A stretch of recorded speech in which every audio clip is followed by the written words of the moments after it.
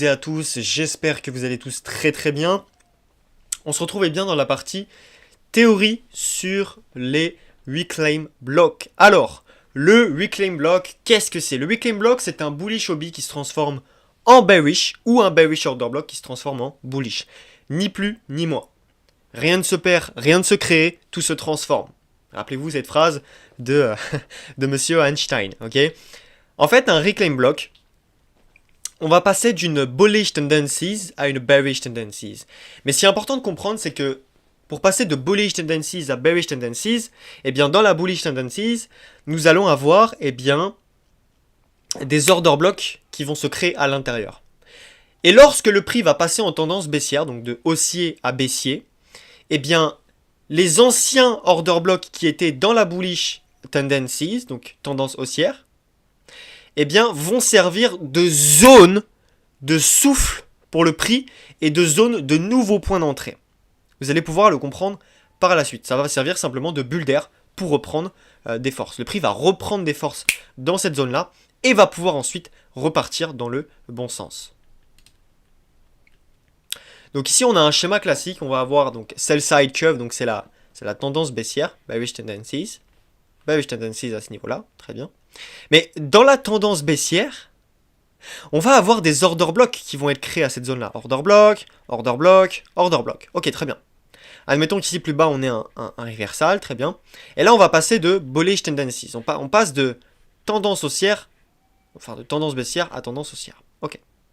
Maintenant, ce qui est important de comprendre, c'est que lorsque le prix va venir sur un order block dans cette zone, qui va le casser, il va pouvoir revenir dessus et repartir. Même chose ici, il va pouvoir le casser, revenir dessus et repartir à l'achat. Même chose ici, il va pouvoir le casser, revenir dessus et repartir à l'achat. En fait, il y a deux possibilités. La première, c'est soit le prix vient dessus correctement et ici il réagit directement à la baisse. Et donc là, ça va être une opportunité pour vous de pouvoir rentrer sur le marché à l'achat sur un autre bullish order block que vous aurez par exemple ici plus bas. Ou alors le prix va venir carrément casser l'order block et va, lorsqu'il va redescendre pour retracer, revenir dessus et repartir à l'achat. Ok? Donc important, encore une fois, la tendance de marché y joue un rôle très important. Et voilà la raison pour laquelle, depuis le début du lancement du cercle d'élite, je n'arrête pas de vous rabâcher que la tendance higher time frame surpassera toujours votre tendance et votre biais lower time frame. Parce que la tendance higher time frame, ou même la tendance de manière globale, elle y joue un rôle très important. Elle y joue un rôle très important. Car d'un côté, nous avons une tendance baissière, puis dès que le prix repasse dans une tendance haussière, les order blocks qui étaient dans la tendance baissière vont maintenant servir comme zone d'achat dans la tendance haussière. C'est ça le reclaim block. Ok? Donc là, vous avez des exemples concrets sur le marché. En fait, on voit qu'ici on a une tendance baissière et là une tendance haussière. On voit qu'ici dans le premier cercle rouge à ce niveau-là, je vais avoir un bullish order block. On voit que ce bullish order block va directement être cassé à ce niveau-là. Ok, bah, il va venir avec le corps dessus. On peut se servir de la vidéo sur les order blocks numéro 2, qui sont un peu plus avancés, au niveau est-ce qu'on vient dessus avec le corps, la mèche, etc. Et si on vient dessus directement avec le corps, on voit que le prix, il réagit pas du tout, d'accord? Il passe directement au-dessus et il le casse. Ok. Et donc, cette zone-là du bullish order block va servir maintenant de zone d'achat pour continuer la tendance haussière.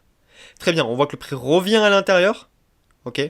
Il le casse et ensuite il revient à l'intérieur et il repart à l'achat. Même chose pour celui-ci. On va avoir un order block qui va être cassé à ce niveau-là. Au début, on va venir avec la mèche, on va légèrement réagir, ok? Et ensuite, le prix va pouvoir directement casser à l'achat, puisqu'on est en tendance haussière. Et donc, ce qui va se passer à ce niveau-là, c'est que le prix va pouvoir revenir à l'intérieur de ma zone de l'order block et on va pouvoir chercher des nouveaux achats. Ni plus, ni moins. C'est aussi simple que ça. Ok? Et croyez-moi que c'est extrêmement puissant. Si vous l'utilisez sur la higher time frame, croyez-moi que c'est extrêmement puissant. Admettons qu'encore une fois, vous tradez sur du M5, M15, M1. Si vous trouvez ça en H1, H4, ça peut faire des dégâts. Et dans le bon sens du terme. Ok? Ça peut être extrêmement puissant. Parce qu'en fait, quand on y réfléchit, à l'intérieur des cercles rouges ici, eh bien, on va avoir des opportunités, on va avoir d'autres patterns d'entrée, comme des breakers, des mitigations, des reclaims, enfin, des reclaims, on en a déjà un là, mais des propulsions, des rejections, etc., etc., avec évidemment la structure de marché combinée avec, par exemple, je vous donne un exemple, l'AMD, par exemple, et tout ça combiné va faire que vous allez pouvoir saisir des trades énormissimes. Énormissimes. Très bien. On va avoir un autre exemple. On voit que ici on va plutôt être en tendance haussière. On va avoir un reversal, c'est-à-dire que le prix va venir chercher un nouveau plus haut. Et là on voit que le prix va venir casser, donc regardez bien ma souris à ce niveau-là, ce plus bas, ici. Il va venir casser ce plus bas, ok? Très bien, donc là on sait qu'on passe en tendance baissière. On va avoir cette première zone, il va légèrement réagir. Donc là je vous signale que ça c'est du H4, d'accord? Le prix va légèrement réagir sur cette zone à ce niveau-là. Et en fait, ici, on peut anticiper déjà une tendance baissière. Pourquoi? Parce que le prix est venu casser le seuil moyen à ce niveau-là. Le prix va rebondir et repartir directement à la baisse. Ok? Très bien. Le plus important ici, on a un bullish order block. On voit qu'on le casse de manière assez, assez violemment. Ok? Puisque ça, c'est de la higher time frame. Ici, on vient sur le corps. Bon, il y réagit très mal. Encore une fois, ici, il vient sur le corps. Il y réagit très mal. Il casse à nouveau. Il réintègre ici, il revient dans la zone. Donc là, au préalable, il revient dans une fair value gap. Il réintègre la zone. Et on voit qu'on peut chercher des nouvelles opportunités vendeuses à ce niveau-là. Ok? Donc ça, c'est extrêmement, extrêmement, extrêmement puissant. Donc principe clé, et je vous invite vraiment à, à les noter comme chaque vidéo. Vous savez, il y a des principes clés dans chaque vidéo, et évidemment, c'est important de pouvoir les noter pour vraiment que votre cerveau puisse comprendre ça et accélérer, si vous voulez, le processus d'apprentissage. Donc les anciens order blocks de l'ancienne tendance vont nous servir de zone de ralentissement du prix. En effet, lorsque le prix va venir sur donc l'order block d'une dernière tendance, soit il va réagir comme il l'a fait ici et ensuite il repart à la baisse, soit il y casse directement, il revient dans la zone et il repart directement à la baisse. Ok? Et donc, dès que le prix réintègre la zone, on va pouvoir chasser des opportunités d'achat ou de vente en fonction de la tendance. Place au graphique. Je vais pouvoir vous donner quelques petits exemples à ce niveau-là. Donc là, admettons qu'à gauche, on ait une tendance baissière. Admettons qu'ensuite, ici, on passe dans une tendance plutôt haussière. Très bien. Donc ça, évidemment, vous l'avez compris, les petites traînes qui sont là, les petits traits noirs, c'est des order blocks. Ok. Eh bien, en fait, qu'est-ce qui va se passer lorsque le prix va venir à l'intérieur, sur cet order block-là? Il va venir soit casser et soit ralentir avant de repartir à l'achat. Donc là, ça peut être forcément une opportunité d'achat pour rentrer parce que le prix est revenu sur ma zone du reclaim, d'accord? Ou soit directement, qu'est-ce qu'il va pouvoir faire? Il va pouvoir, eh bien, directement par exemple, casser, revenir dessus, réagir, très bien. Ou alors ici, il va pouvoir réagir légèrement avant de recasser, revenir dessus et repartir. Il recasse, il revient dessus et il part. Voilà comment fonctionnent les reclaim blocks. Voilà comment fonctionnent les reclaim blocks. Théorie. Ici, on est dans la partie théorie. On le verra ensemble dans la partie pratique et la partie exercice, à quel point c'est puissant. Mais voilà comment, de manière globale, ça fonctionne. En fait, ici, on va avoir donc... Ça, de base, c'est un bearish order block. Sauf que ce bearish order block, il va y casser. D'accord? Et le prix va donc pouvoir revenir dessus avant de chercher des nouveaux achats. Ok? Ici, pareil. Ça, normalement, c'est un bearish order block. Ici, pareil. Normalement, ça, c'est un bearish order block. Et à chaque fois que le prix va venir dessus, il va pouvoir se retourner. Ok? Je vais vous donner un autre exemple. Par exemple, on a une structure, une tendance qui est globalement baissière. D'accord? On va avoir quelque chose comme ceci. On va avoir quelque chose comme ceci. Ainsi que comme ceci. Tac. Ok, très bien. Admettons que, à ce niveau-là, on a donc notre tendance plutôt baissière. D'accord? Et que ici, par exemple, bon, je dis une bêtise, hein, le prix vient chercher un reversal. Donc là, il vient chercher un plus haut, un plus bas de marché. Il vient chercher une liquidité très importante, autant pour moi. Le prix se retourne, très bien. Admettons qu'ici on ait un bullish order block, mais qui du coup, ce bullish order block va se transformer, tout simplement, vous l'avez compris, en achat. Parce que de base, ça c'était un bearish order block, et là il va se transformer en bullish order block pour partir à l'achat.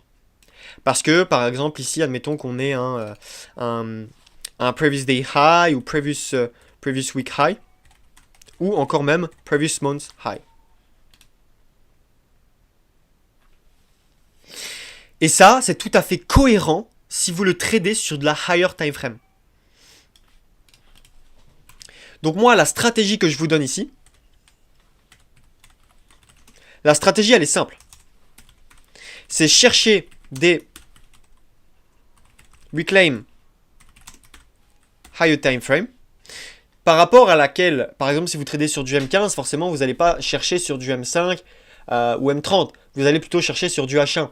Si vous tradez sur du H1 cette fois-ci, vous allez plutôt chercher en H4 ou en H8. Ok, évidemment. C'est vraiment à adapter en fonction de votre propre style de trading. Donc, cherchez des reclaim blocks en higher time frame. Donc ça, c'est l'étape numéro 1. C'est l'étape numéro 1. Étape numéro 2. Attendre une cassure. Étape numéro 3. Chercher des points d'entrée lower time frame dans cette zone. Et en fait, vous voyez que sur quasiment toutes les choses que vous apprenez aujourd'hui, ça fonctionne quasiment de la même manière. Et le reclaim block fonctionne pareil, de la même manière. Et croyez-moi que c'est extrêmement puissant parce que, pour ma part, ça, je l'utilise quand même régulièrement. Mais je l'utilise pour ma part, et c'est pour ça que je vous l'apporte ici aujourd'hui, sur de la higher time frame, essentiellement. Je l'utilise très peu, par exemple si je trade sur du M5, je vais quasiment pas l'utiliser, voire pas du tout, sur du M5. J'utilise que sur de la higher time frame. Ça me permet d'avoir des points d'entrée beaucoup plus précis sur ce que je fais. Et d'être beaucoup plus consciencieux et précis sur ce que je fais. D'accord? Et ça, c'est l'objectif. Donc voilà pour ce premier exemple. Je vais vous donner un autre exemple. Supposons que on ait une tendance qui est globalement haussière. Ok? Supposons qu'on ait quelque chose comme ça. Quelque chose comme ça, par exemple. Très bien. Ok. On va avoir notre reversal à ce niveau-là. Très bien.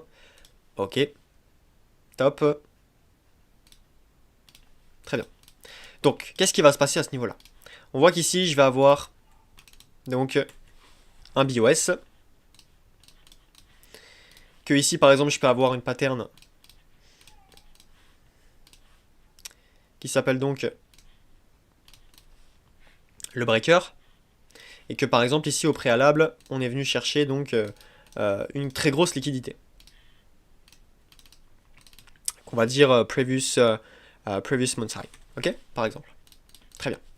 Supposons maintenant que dans cette zone, on ait un bullish order block.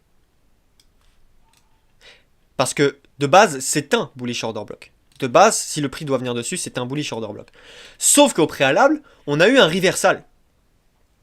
Là, on a changé de tendance, d'accord? Parce que ici, déjà, on a un BOS, et de plus, on a un previous month high qui a été liquidé. Très bien.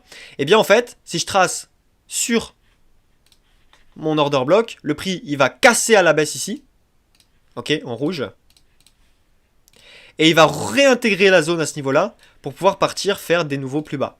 Supposons également qu'ici, on ait un bullish order block, mais du coup qui va se transformer en bearish order block, bah ça va être la même chose. Le prix va avoir tendance donc à casser cet order block, à réintégrer et repartir directement à la baisse.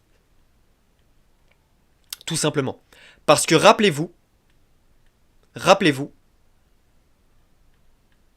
et je vais remonter, je vais vous montrer. Rappelez-vous qu'un reclaim block, c'est ni plus ni moins qu'un bullish OB qui se transforme en bearish OB, ou un bearish OB qui se transforme en bullish OB. Juste là. Rappelez-vous de ça. C'est un concept simple, Mais maintenant, il faut l'utiliser sur de la higher, il faut l'utiliser, enfin, j'allais dire sur le higher time frame, mais il faut l'utiliser de manière générale. Parce que c'est quelque chose, c'est une pattern en plus qui confirme que vous pouvez rentrer sur le marché à condition de la liquidité, de la structure, de la tendance, etc. etc. Ok? Donc voilà pour ces 3 exemples. J'espère que cette vidéo vous aura aidé.